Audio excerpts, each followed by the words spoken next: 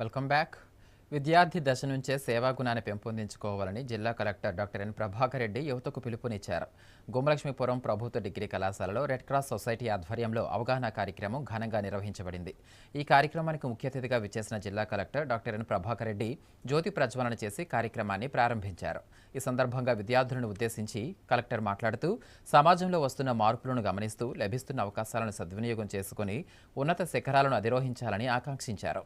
ప్రపంచవ్యాప్తంగా మానవతా దృక్పథంతో సేవలందిస్తున్న రెడ్ క్రాస్ సంస్థలో ప్రతి ఒక్కరూ సభ్యులుగా చేరాలని కోరారు.